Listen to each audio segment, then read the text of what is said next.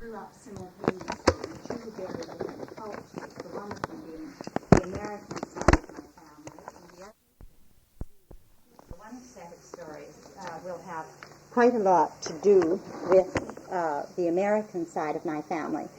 This is the Oklahoma side. It might interest you to know that that collection about the Oklahoma people is going to be called A Whole Bunch of Us Angels.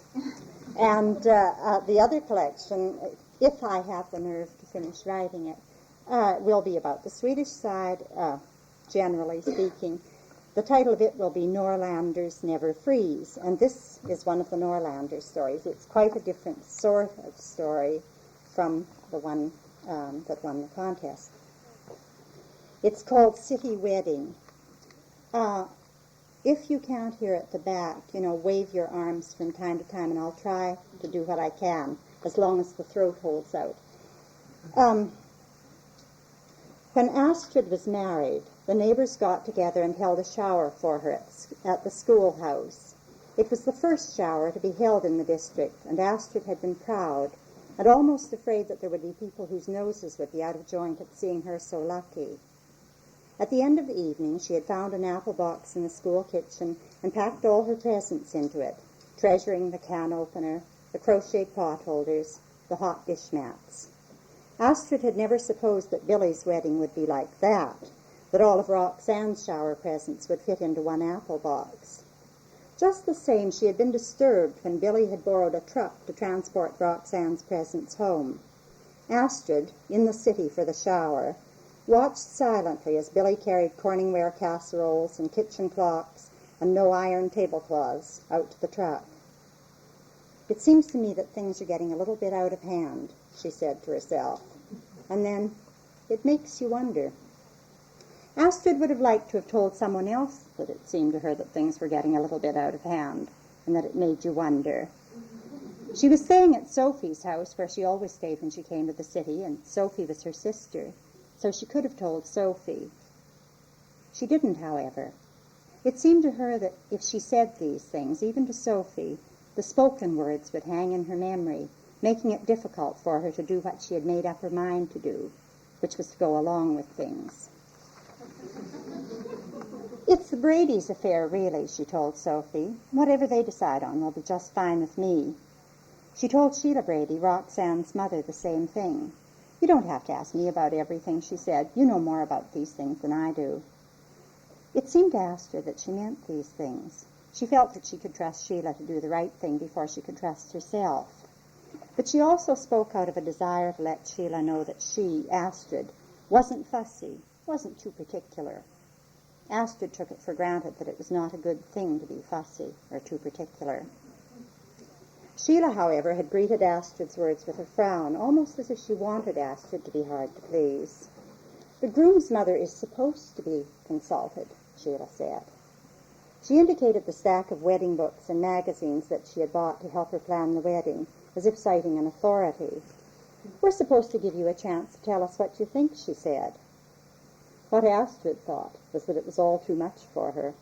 There were to be 5 bridesmaids in crystalline, rented flowers for the wedding cars, orchid corsages for the mothers. She knew nothing about affairs like this. Just the same, she did like to be asked. She enjoyed the stately exchange of good manners, Sheila's good manners in consulting her, her own good manners in assuring Sheila that all the arrangements being made were agreeable. They were sitting in Sheila's living room, and Astrid thought a stranger coming into the room could have told at once whose home it was. There was something about Sheila that seemed to go with the turquoise brocade of the sofa, with the ornamental gold plates around the light switches. Sheila was small and pretty in a dark, blue-eyed Irish way. She curved in and she curved out, and she had a way of moving that made you aware of these things. Astrid, who had none of these attributes, felt large and silent and Swedish beside her. Sheila was quick-moving, quick-speaking, quick-thinking. She could change her ground in the twinkling of an eye. Beside her, Astrid felt slow, confused, out of place. Sheila went into a bedroom and came out with some swatches of cloth, samples of the material that the bridesmaids' dresses were to be made from. "I thought we could take these with us tomorrow," she said. Astrid was in the city to buy her clothes for the wedding, and Sheila had offered to come shopping with her. They might help us to find something that would tone in, Sheila said. Astrid hadn't known that she would be expected to tone in. If it had been up to her, she would have got a navy suit and a pink blouse, because that was the kind of thing she liked, and she could get a lot of wear out of it later. Now she understood that this would not do. The mothers of the bride and groom have to be in coordinating colors, Sheila said. Astrid nodded. Whatever you think, she said. Astrid did not think of her son's wedding as something that she might enjoy, but as something that, if she was lucky, she might succeed in fitting into. Usually when she attended a wedding, it was as a spectator, and she was happiest when she thought of herself that way at this one, as a spectator. Even the fact that she would have a better seat than usual was something she didn't like to dwell on. I don't suppose it matters very much what I wear, Astrid said now, meaning it as a joke. Nobody will be looking at me. She was expecting that Sheila would smile and say, "Oh, go on," but Sheila didn't do that. Instead, her face took on a very cool look. A city look, Astrid thought, and she spoke as if from a conscious distance. "We do want things to be nice," she said. Astrid was taken aback. Okay for you, she thought, okay for you. But she was too intimidated by the whole situation to put very much heart into it. She told herself that putting on this wedding was a big job for Sheila, that it was a job she certainly wouldn't want dumped in her lap. "It isn't as if we want anything elaborate or pretentious, you know," Sheila said. "I mean, those things don't matter, do they?" Astrid did not answer. She had already observed that what Sheila thought mattered one time was not what she thought mattered another. Things were always changing with her. Take the matter of the churches. When plans for the wedding were first discussed, the ceremony was to have been held in a neighborhood church. "That's where Roxanne went to Sunday school when she was just a little girl," Sheila said. Later, however, Sheila had found a church with red carpeting up the aisle, stained glass windows, a Gothic arch over the doorway. "A place like that looked so nice in the photographs," she said. And then, "We were lucky to get in there, you know." Astrid, who had never been to either church, felt instinctively that she would have been more comfortable in the first.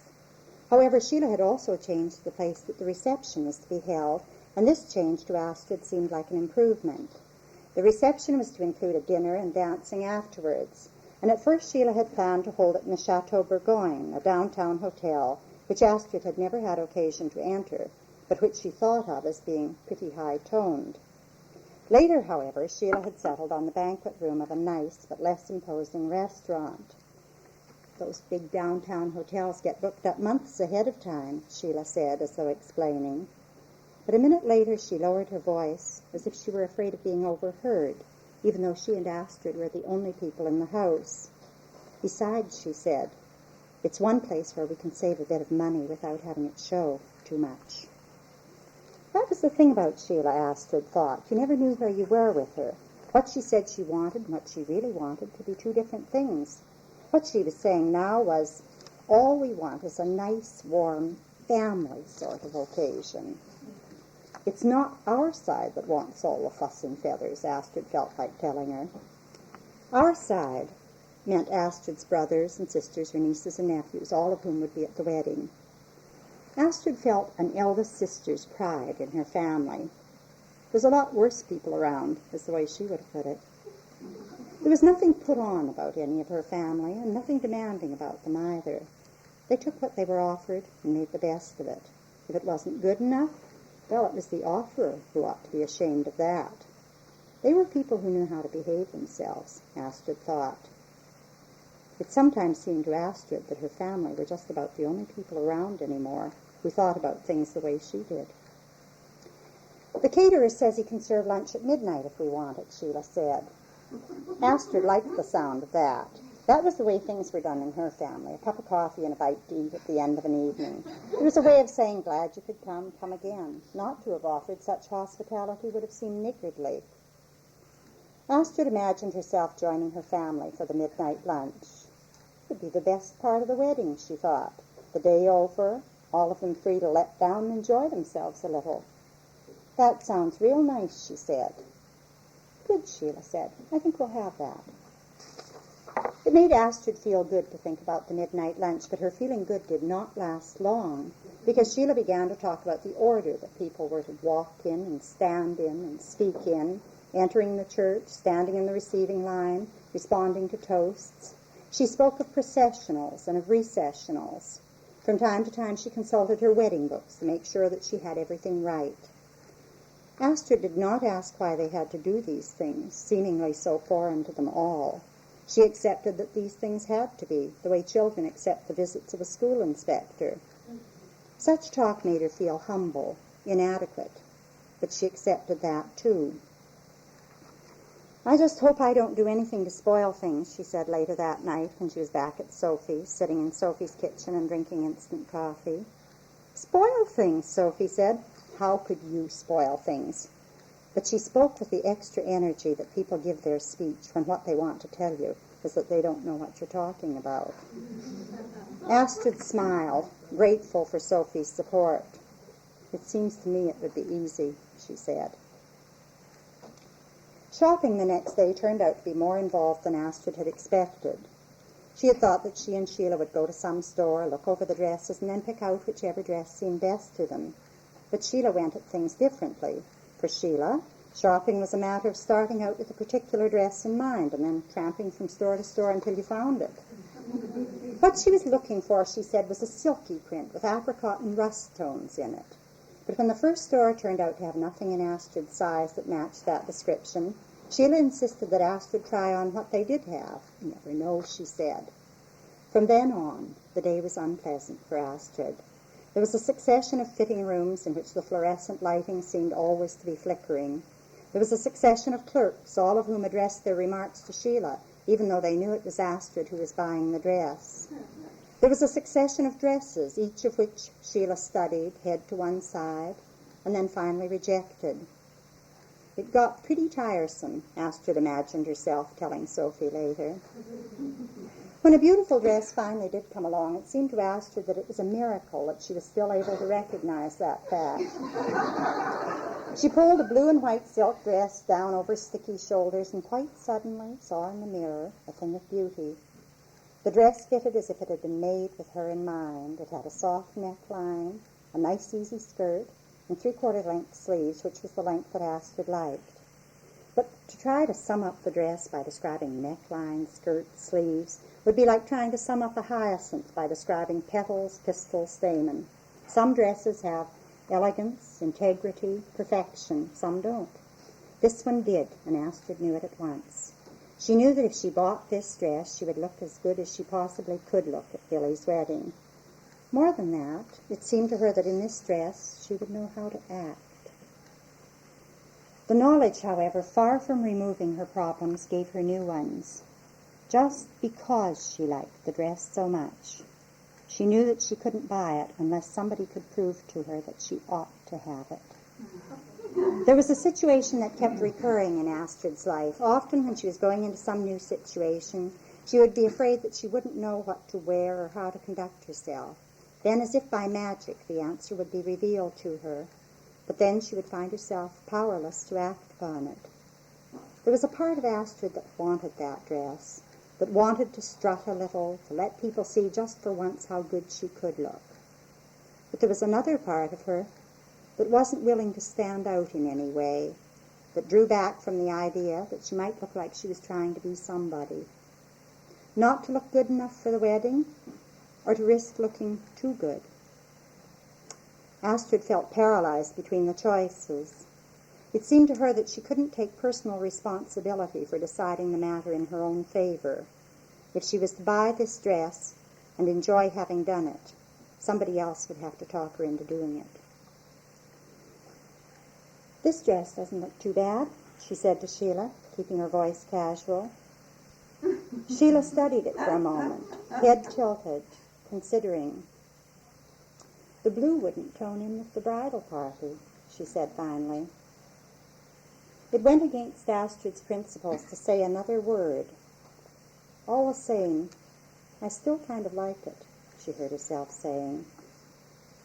"It is pretty," Sheila said. She spoke as if reassuring a child. But think how it would look in the pictures, she said, one blue among all the apricots and rusts. Astrid decided then that she wasn't meant to have the dress and took it off. The dress they finally found was not at all like the blue one. It was sleeveless, which Astrid didn't like, and it had a sort of shawl affair sewn into the shoulder seams and knotted in the front. It was made of chiffon, printed in white, green, and rust colors. It was because of the rust in the print that Sheila liked it. "It's just absolutely perfect," she said. And so, although it cost a good deal more than she thought it should have, Astrid bought it. She wanted to get the job over with to make her escape from fitting rooms. That, however, was not to be. Sheila felt that alterations were needed and called for a seamstress. "And while we're at it," she said to Astrid, "the dress would look a lot better if you got yourself a padded brassiere." She tilted her head to one side, studying Astrid. "I'll just ask the girl to bring one in," she said. She was already moving toward the door when Astrid spoke. "Oh, no, you don't," she said. Because suddenly it seemed to Astrid that the time had come to draw the line. No pun intended there. If Sheila could suggest a thing like this without even bothering to pretend any diffidence about it, it could only be because Sheila had been misjudging her. When Astrid went along with things, didn't demand that everything be done her way, it was because she had principles. It was not because she was someone who could be led around by the nose, which was what Sheila seemed to think. The sooner that Sheila realized this, the better. She might not know everything there was to know about putting on weddings, Astrid told herself, but she did know one thing. She wasn't going to stand around at her son's wedding and have people eye her up and down and speculate about changes in her silhouette. "I'm not wearing a padded bra," she said. "Don't be silly," Sheila said. "Lots of people wear padded bras nowadays. Nobody thinks anything of it." "I do," Astrid said. "The idea," Sophie said when Astrid told her about it later. "The very idea." "I just felt that enough was enough," Astrid said. "You should have told her a thing or two," Sophie said. "You should have just got up on your high horse and told her." "I might do it yet," Astrid said. "If I take a notion to, I just might do it." It gave them relief to talk this way. It made them feel like people who could speak up when they felt like it, like people who could be pushed so far and no further. "You should take a page out of Sheila's book," Sophie said. "She certainly isn't backward about coming forward." It was some time before Sophie remembered to ask Astrid about her dress. "Oh, it's just a dress," Astrid said. "It'll be good enough for me, I guess." The day of the wedding, however, Astrid wasn't so sure. She looked in the mirror and saw a stranger, a woman with large, bare arms, whose neck was coarse-skinned, sun-reddened. It was the chiffon of the dress that made her look like this, Astrid realized. It was as if chiffon was a material that couldn't help itself. It had to point out that here was a woman who had no business to be got up this way. It was the bareness of her arms that bothered her most. Astrid was conscious of them walking up the aisle before the ceremony started, and afterwards when people lined them up outside the church for snapshots. She was conscious of them at the reception, when dinner was followed by toasts that went on and on. Once dinner was out of the way, however, it seemed to Astrid that things began to pick up a little. Ordinarily, Astrid liked to go to parties. She didn't go for the non-stop talking that some people seemed to feel was necessary at any social occasion, nor for the dancing, but really to watch. She liked to find herself a good seat near the wall and settle back and watch whatever was going on. Often it gave her things to think about for days afterwards. Her family was like she was. When the dancing began after dinner, Astrid looked across the hall and saw her sisters sitting all in a row, their arms folded across their chests and their hands tucked into the inner curve of their arms. There they sat, she thought, behaving themselves, enjoying themselves too. To make sure none of the family went home early, Astrid told them all about the lunch at midnight. We would miss it, they said. But when midnight came, no lunch appeared. At first Astrid didn't think very much about it, but when 12:30 came and there was still no sign of lunch, she began to feel uneasy. She went to look for Sheila. "Lunch?" Sheila said, speaking quickly. "I thought we'd told you. We decided against lunch. We thought it might look, you know." excessive. And that was that. As Astrid turned to go back to her family's table, she felt the pressure of tears at the back of her eyes. She hadn't expected much of this wedding, but she had been counting on this. Only now, when it had been taken from her, did Astrid fully understand what this time was to have meant to her. In Astrid's mind, Billy's wedding still had not really taken place. It was to have been this time with her family, a time of joking and laughter. It was to have made it real to her.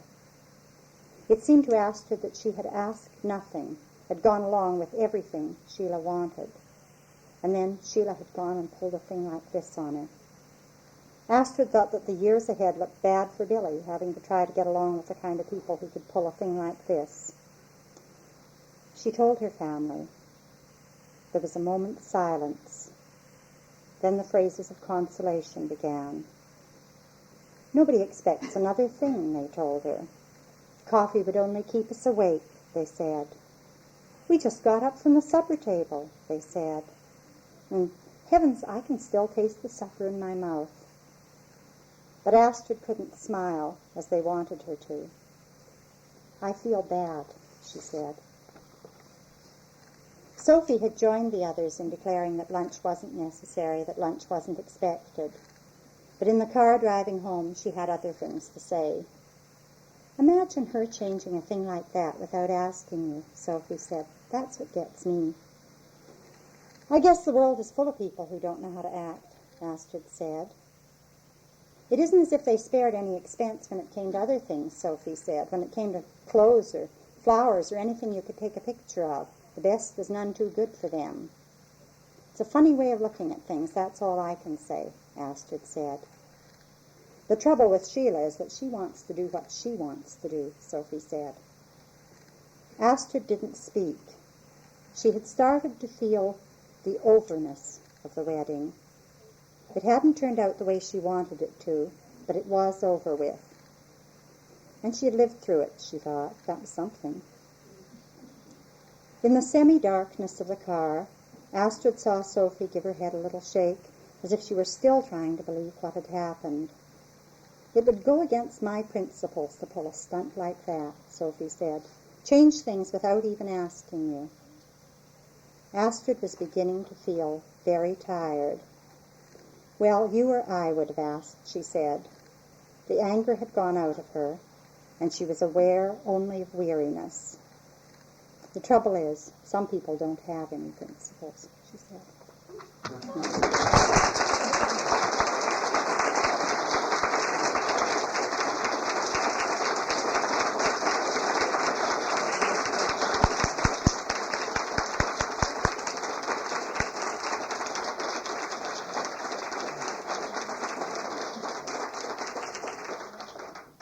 As Myrna would say, the day is over.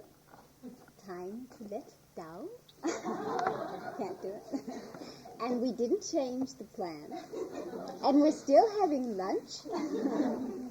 So if you will be kind enough to bear with us for a few minutes, since there is this overflow crowd, we'll have to move the chairs and remove some of the chairs, and then there will be food and wine. And thank you once again for being with us. Thank you.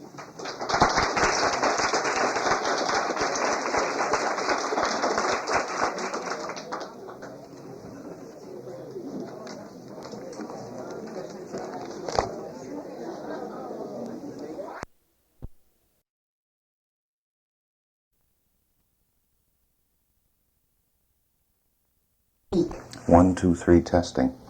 One, two, three, testing. Well, now, do it together. Let's see. Tim, you're on two. Speak. The subject I'm interested in, Joe, is Faulkner's own assessment of his art.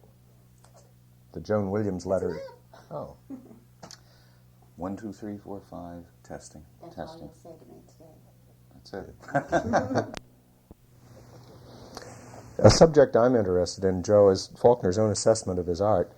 The Joan Williams letter is an example. Do you think it's typical? No, I don't think it's typical. In a way, it is purer manifestation of Faulkner's genius than some of the other things that he said and repeated over the years. I think that sense of wonder is very genuine, and it's something that I think most of us share, particularly when we compare, on the one hand, the man who was so unprepossessing, and on the other hand, the work on the printed page. But a different kind of response, the more typical kind of response, I think, was the one in which he would say, the work never matches the dream of perfection. And when you start talking about his feeling about his own talent, it's not as easy to categorize as I thought it would be when I made my first response to that question. Because on the one hand, you have him saying things like, a student would say, in response to the kind of lukewarm reception that the town got, are you disappointed? Do you think maybe that the work now lacks some vitality? Do you think it was worth it?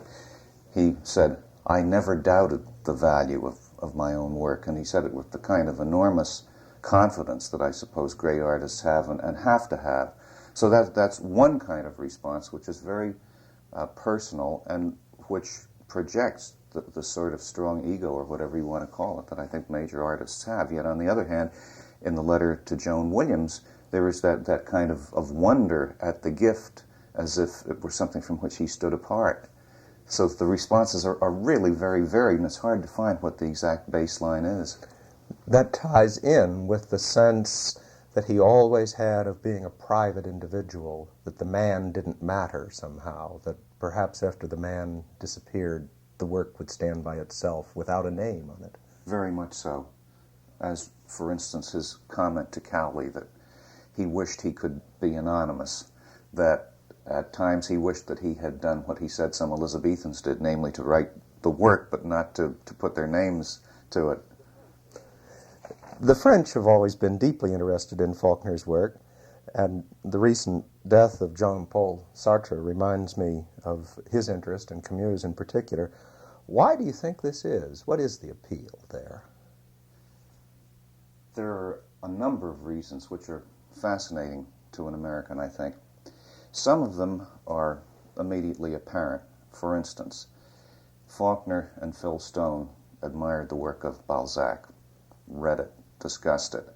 And when you think of Balzac's Human Comedy, when you think of the number of novels which explored various strata of French society of that time, yet had a wider range of application as well, you can see immediately a kind of parallel achievement in the work of Faulkner, although obviously one would think there would be for the French an exotic quality which might present some difficulties. But then again, when you think of the way in which in the last century and in this century in French life there has been the exotic, there were the African colonies. Today, you're in Marseille, you see as mixed a population as you're likely to see anywhere in the United States. So that there are reasons, I think, why the French would not be put off or would not feel something unfamiliar in Faulkner's work the way, for instance, the English might. As we know, although his work is esteemed there, it's not nearly as much read or written about as is true in France. About 5 years ago, I was at the University of Strasbourg, and my host, Andre Bleikasten, was taking me from one building to another, and we were walking through a courtyard, and he said, I want you to meet one of my colleagues, a man who was not in English and American literature, but who knew Faulkner. And he greeted me warmly, and he said, would you like to know why Faulkner is so popular, at least with me and some of my colleagues? Of course I said yes. He said, well, I have said to people, if you want to understand the life of the French village, you should read Faulkner. Wonderful. Like a number of modern writers, Faulkner has a reputation for writing difficult fiction, yet he's a master storyteller, and you report in the biography on his pleasure in telling tales. Do you think the fiction is related to traditional narrative, and how do you account for the difficulty that's built into those stories? I think it is related to the traditional narrative pattern. You can start with the child who hears family stories, particularly the Southern child, who lives in an environment in which it seems everybody is a storyteller. You perceive that when you go to the drugstore, you perceive that when you get your tank filled with gas, and of course in a family setting or a setting in which friends are simply enjoying themselves, you see it immediately. Somebody was telling me about a party, within the last year, in Jackson. Eudora Welty was the hostess, and some of the guests included Robert Penn Warren and other friends, literary people. And when they left, Red Warren said to Eudora how happy he'd been there. She said, yes, it was a fine evening. He said, yes, not a serious word spoken all evening. And what this meant, of course, in part, was that they had been telling stories, reminiscing, in a way that seems to me peculiar to the South, also, I think, to the Southwest. At any rate, Faulkner grew up with that. And his early stories, as you know, the stories published in the New Orleans Times-Picayune, have usually a very clear narrative line. And although he tries for certain effects, it's rather uncomplicated. And throughout his career, he could tell a straightforward story when he wanted to. But as his mastery of his medium increased, as he started to do more difficult things, as he started to move from the things that might happen that you could see in Frenchman's Bend on the porch of Varner's store to the things that are happening in the psyche of Quentin Compson, he did what the great modern artists have done, I suppose what every artist tries to do, namely to find the technique to match the material. And this is the extraordinary thing about him. I was reading a book that we talked about, Judith Wittenberg's book, and she deals with his relationship with Sherwood Anderson. And I think that provides a good kind of contrast. Anderson was certainly interested in the submerged lives of people, of inarticulate people, but his style remained pretty much what it had been. The things that were good about it, the things that became rather same about it as time went on. But Faulkner continued to experiment and to change, and he had that marvelous wide range of capability to use. This is a somewhat far-out metaphor, but would you say that he sometimes works his audience in the way that V.K. Ratliff works his audience when he's telling the story about the horse trading with Pat Stamper and Ab Snopes, which ends up with a bicycle valve being placed under the horse's front foreleg and pumped plump? Yes, absolutely. So, he's got so many strategies.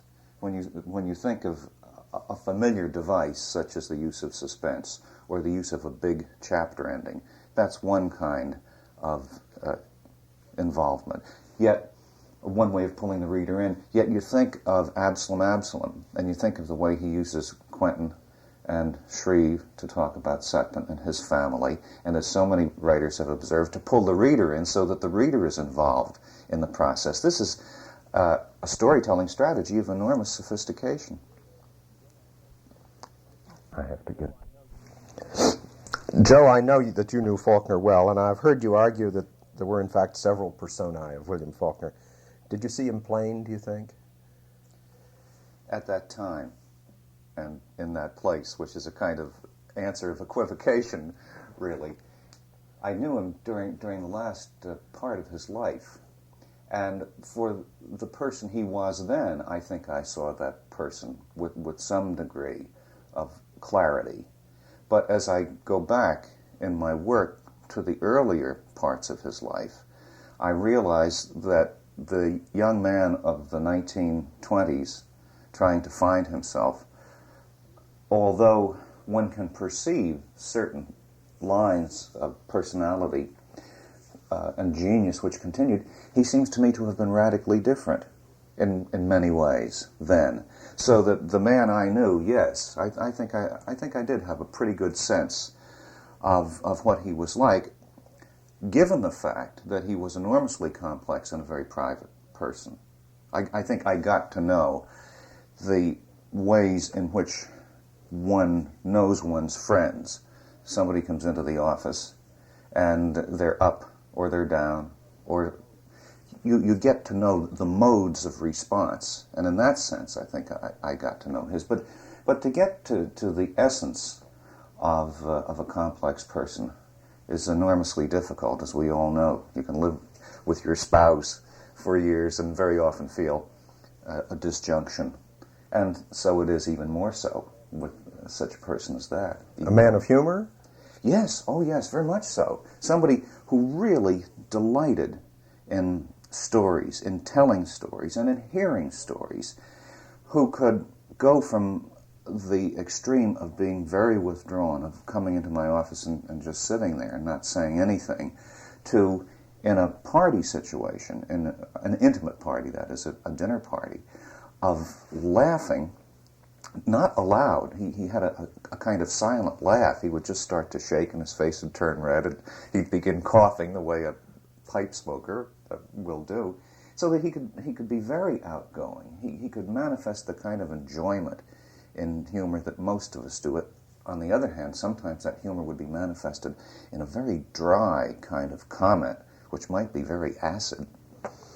In line with getting to know him, I wonder if you could remember an anecdote from your own research that would give us some sense of the problems and joys of writing biography. Aside from theoretical writing, it seems to me the most sensitive and at the same time the most awesome form there is. Yes, that's true in my experience. I think of a couple of things of very different kinds. Here's one example. I talked to Emily Stone, who was very kind. She, as you know, was the wife of Phil Stone, Faulkner's friend, 4 years older, very different from Faulkner, yet at the same time a man who was very much involved in writing, who vicariously satisfied, I think, his own literary impulses through encouraging Faulkner and helping him in every way he could. Emily Stone came to Oxford and married Phil Stone when Stone himself was well into middle age. And so she did not know the young Faulkner that her husband had known. And Stone was an enormously complicated man. And as Emily talked with me about her husband and about his relationship to Faulkner and about the last years of Stone's life, which were very difficult years for many reasons.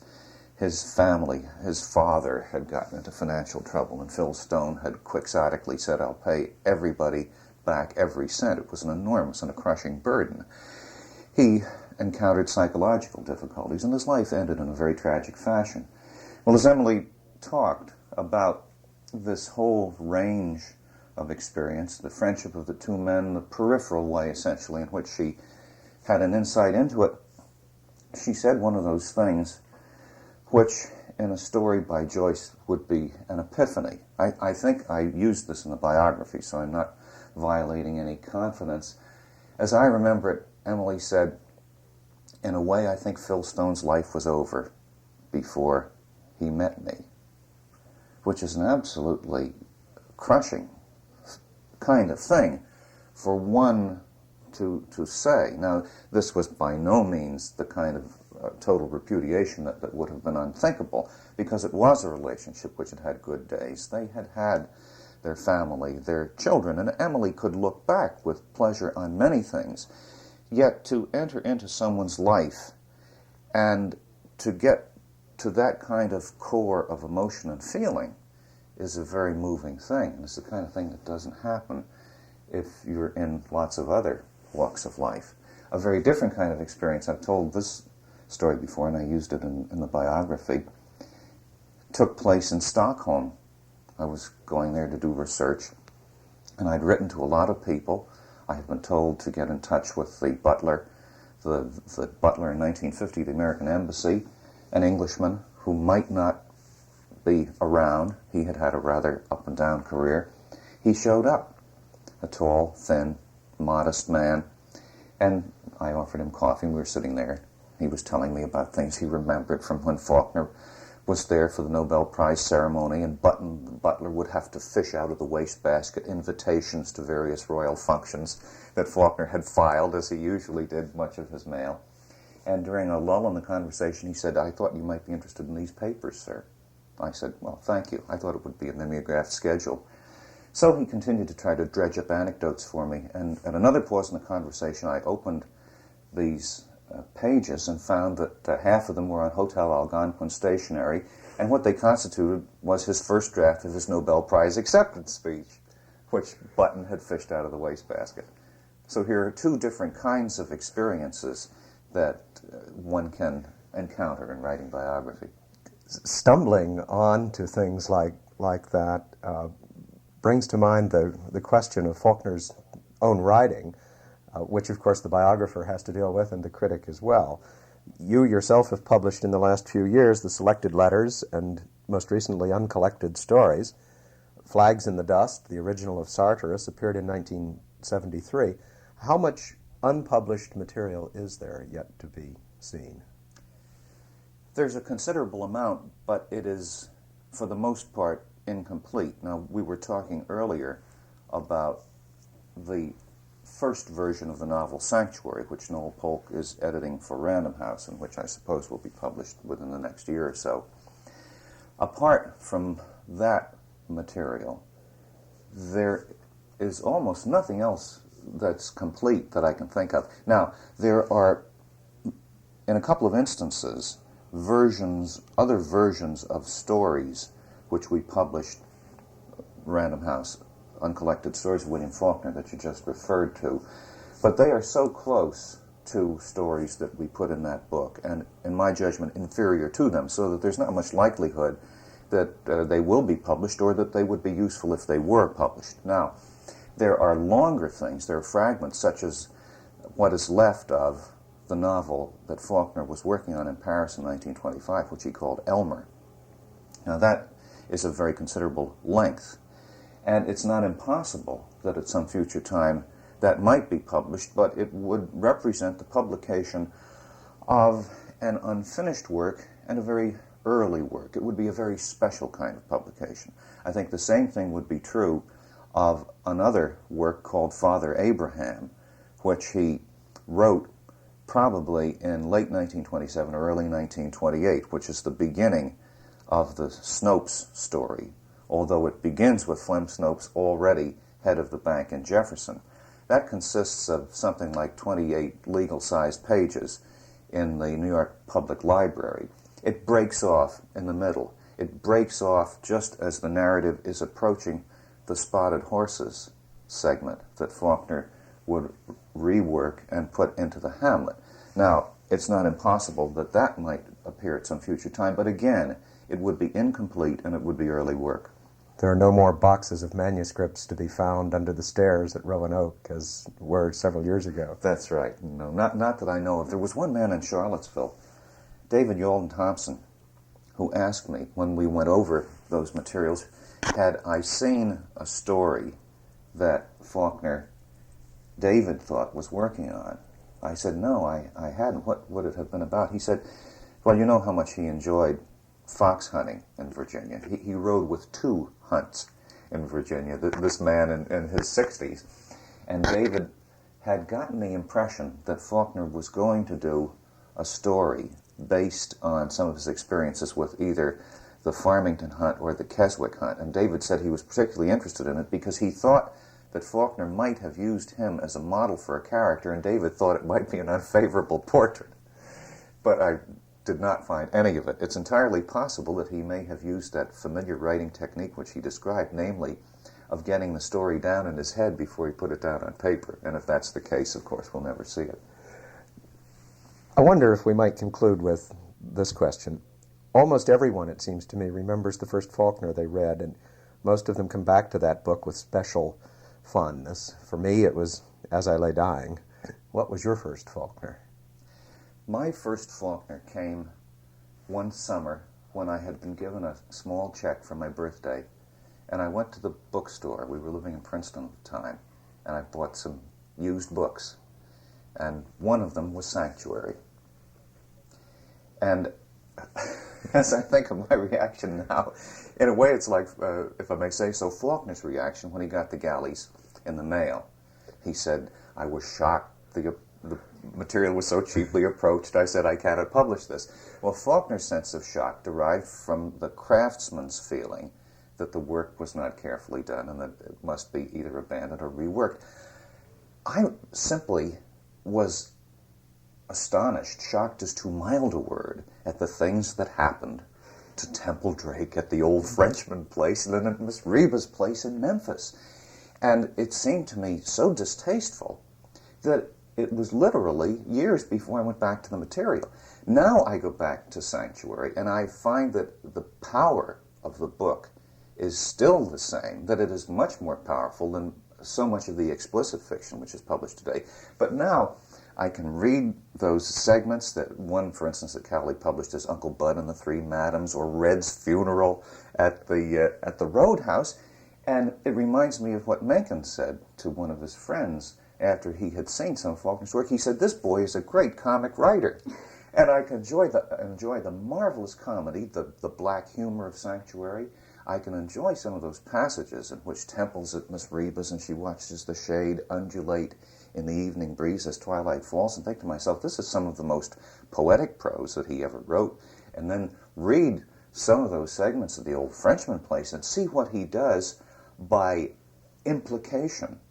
And I recognize it as one of the best books I think he ever wrote. Certainly one of his masterpieces.